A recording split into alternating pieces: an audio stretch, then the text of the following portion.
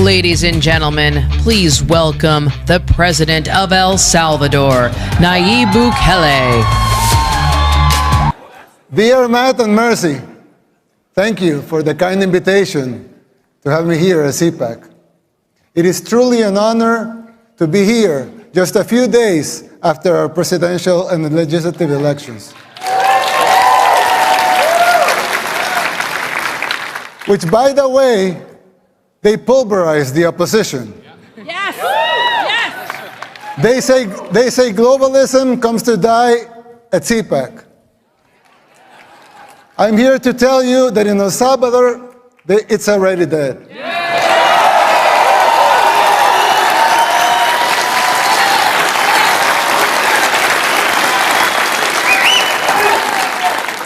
But if you want globalism to die here too, you must be willing to unapologetically fight against everything and everyone that stands for it. Fight for your freedoms. Fight for your rights. The next president of the United States must not only win an election, he must have the vision, the will, and the courage to do whatever it takes. And above all, he must be able to identify the underlying forces that will conspire against him. These dark forces are already taking over your country. You may not see it yet, but it's already happening. You don't see it as clearly because people are designed to see linear changes, not exponential ones. We don't always recognize how fast a problem can multiply and spiral out of control. The problem is much like the metaphor of the boiling frog. Once the water boils, it's already too late. People fail to see these things. It's our nature. Just like the frog, people become complacent, and they don't realize how bad things are getting until it's too late. While I know, of course, El Salvador is a lot smaller country, setting aside the differences, there's a similarity with what is happening here in the United States. We also had many apparently isolated problems in the 60s and the 70s, and we failed to realize as a country the severity of them until it became a civil war. By the time we reacted, it was already too late. We were already boiled like the frog. And it took us 50 years, 2 wars, 250,000 lives, and a third of our population displaced, and a near miracle to get our country back. And you!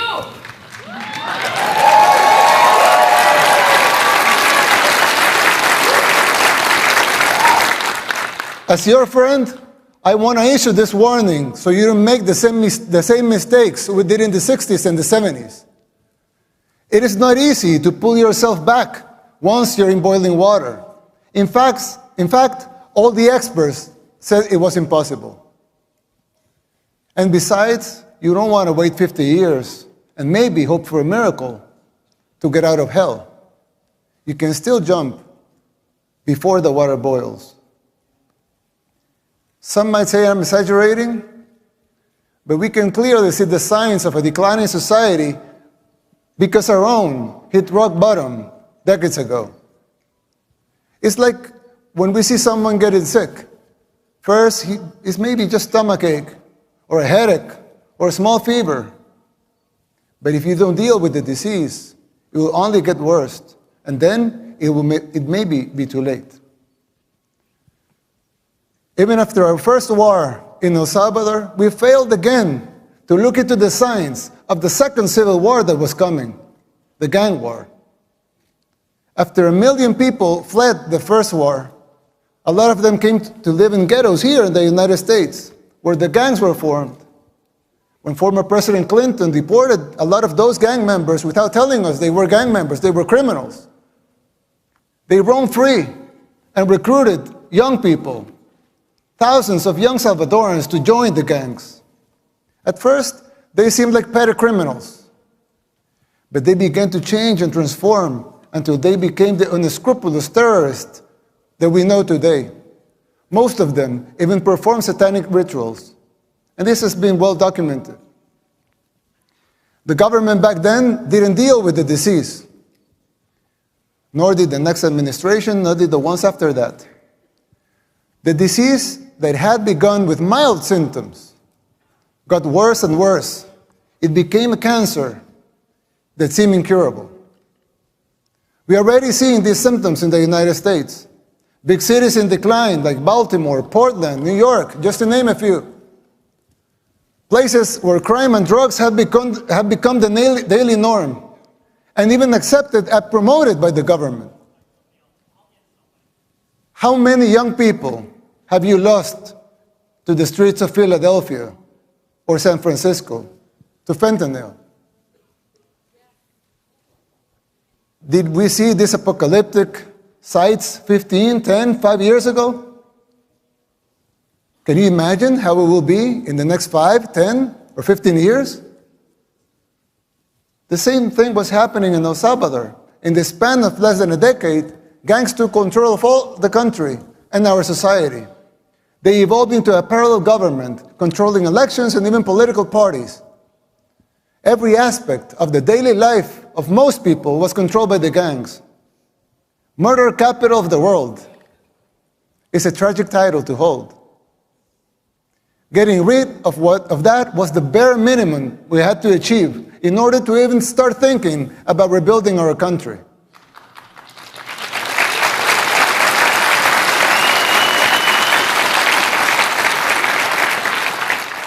But jumping out of the water when it's already boiling is an almost impossible feat.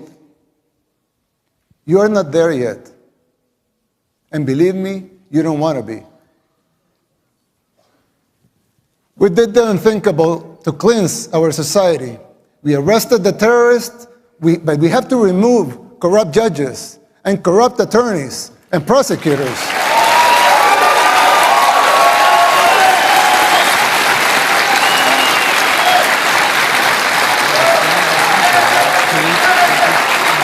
Thank you.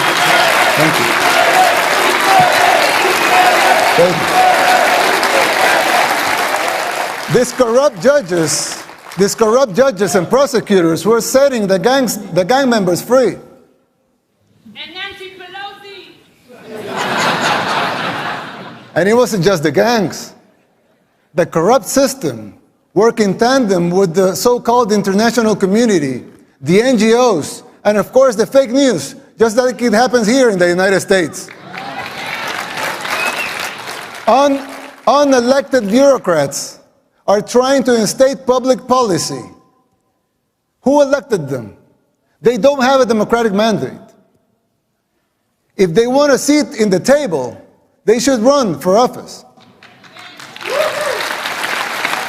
Let the people vote.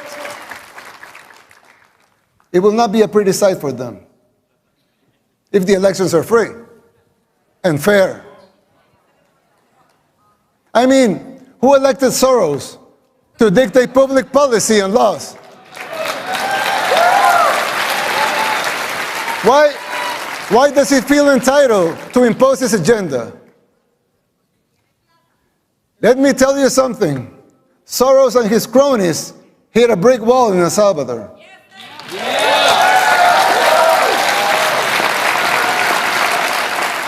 Thank God, and all the glory be to him, Salvadorans are now immune to his influence. No one believes his lies anymore over there. We just had free and fair elections. And we won in a landslide with more than 84% of the vote.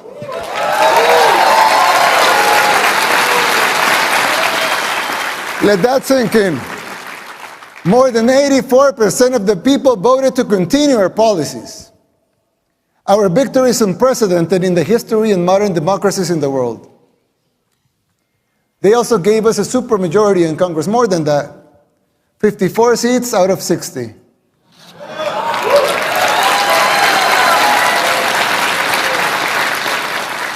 $57 if we count our allies.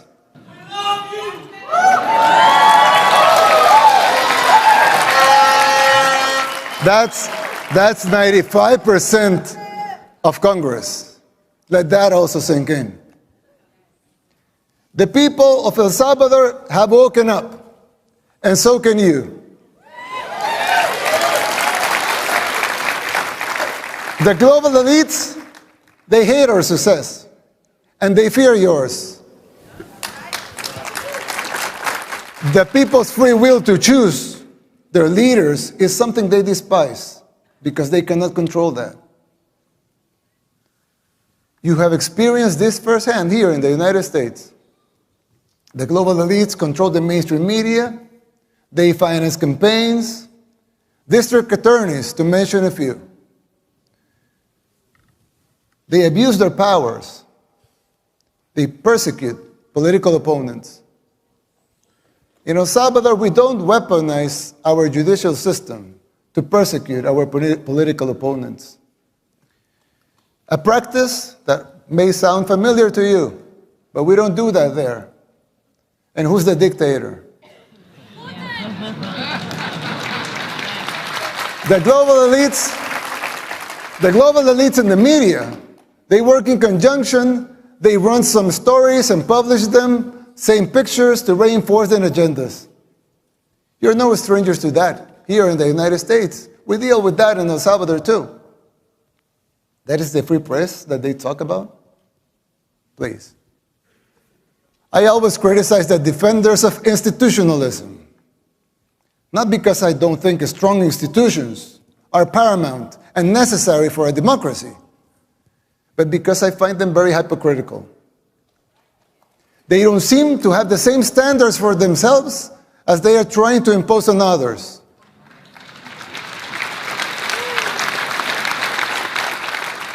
But there's yet another component that is more dangerous than a simple double standard.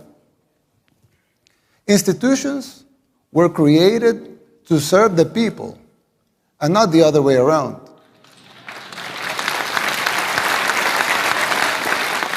Somewhere along the way, those people forgot their fundamental purpose, which is more important than the institution itself. When the judicial system was created, it was created out of the necessity to bring justice. But now, it seems that survival and control of the judges, of the AGs, among others, are paramount. And the need to bring justice is merely a little more than an afterthought. Another example, the police was created to bring law and order. Let them seek law and order then. But now some of them are even afraid to do their job because they fear the consequences for doing it. They should be encouraged to fulfill their foundational roles without fear of repercussions that distract them from their missions.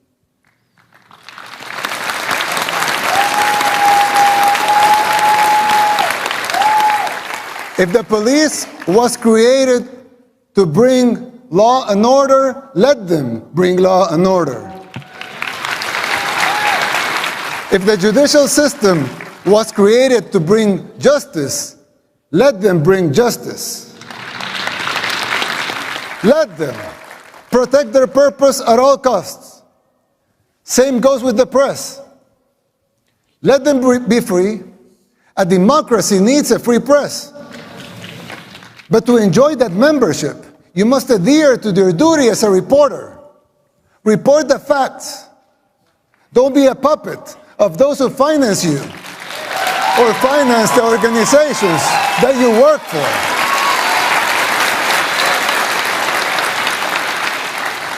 Your freedom of speech will always be protected. We believe in free speech. Everyone here believes in free speech. Your free speech will always be protected. But don't call yourself a journalist if you're just an activist.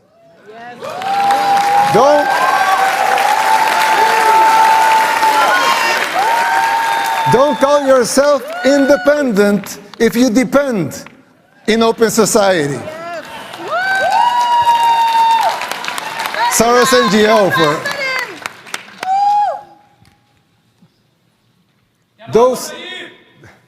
those sacred institutions have morphed away from the reason they were created. We should not defend those institutions for the sake of being institutions. Instead, we should defend the principles that created those institutions in the first place.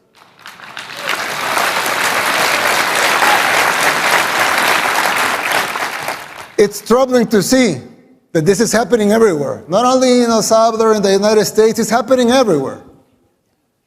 But even here, in the United States, in the most powerful country in the world, even here, it's happening.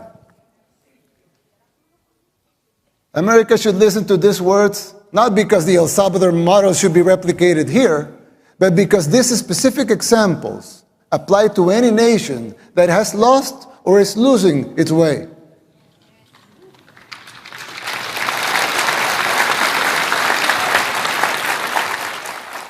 Ask yourself why this is happening, who is supporting it, and whether it is by ignorance or by choice.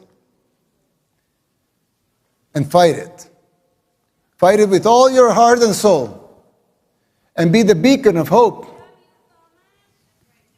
And be the beacon of hope that your founding fathers, with all their faults like every human being has, dreamt for your country.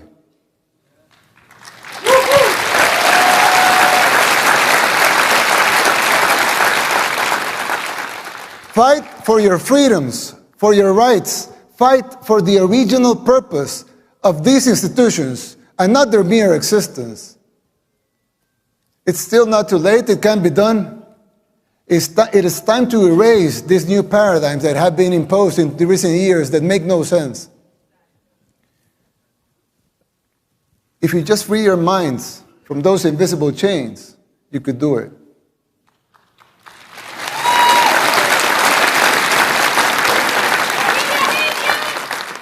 This shift is an extremely dangerous trend that undermines these institutions.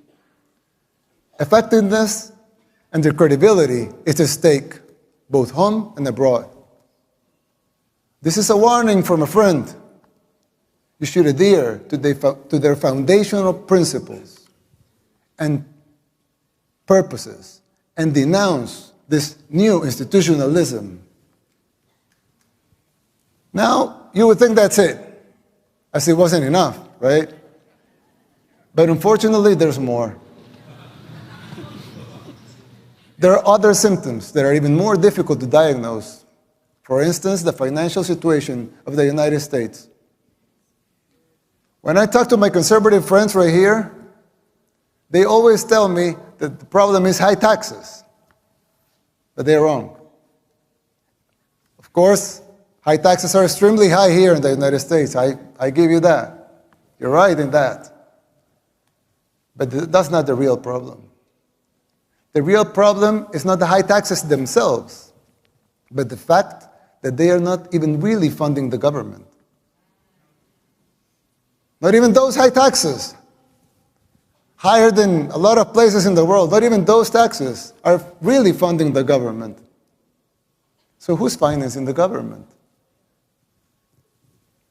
Government is financed by treasury bonds, paper. And who buys the treasury bonds? Mostly the Fed. And how does the Fed buy them? By printing money. But what backing does the Fed have for that money being printed? The treasury bonds themselves. So basically, you finance the government by printing money out of thin air. Someone could ask, well, so if the government can print the limited amounts of money out of thin air, why do they collect taxes?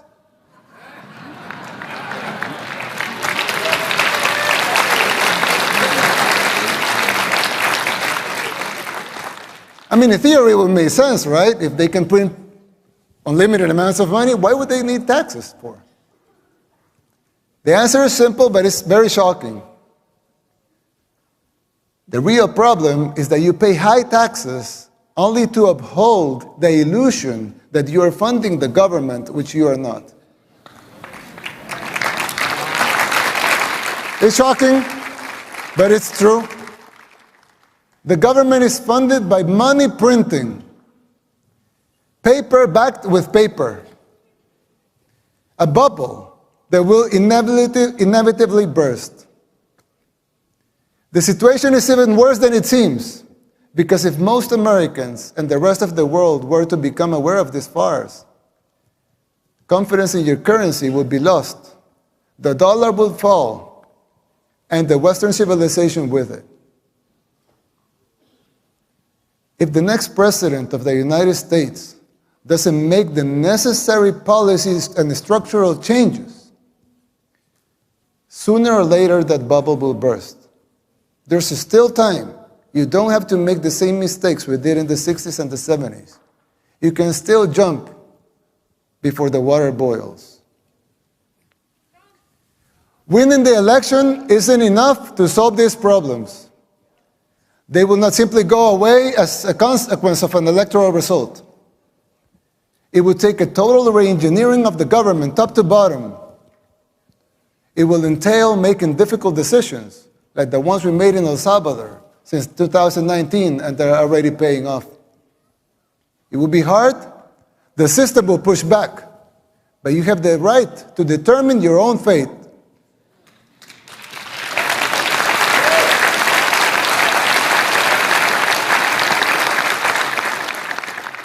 Salvadorans did the same. The decision for the direction of our nation was ours, and it continues to be ours. We didn't tolerate being told what to do. In doing so, we did the unthinkable. Against all adversity, we transformed El Salvador from the most dangerous country in the world to the safest in the Western Hemisphere.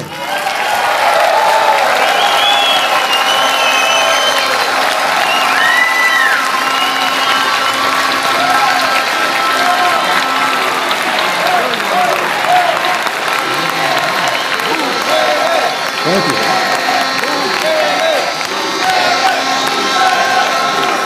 Thank you. We did it by defying the global elites. We told them no more. And that is my message to you. Put up the fight, because it is, in the end, it will be worth it. It has been for us, and you will have your country back.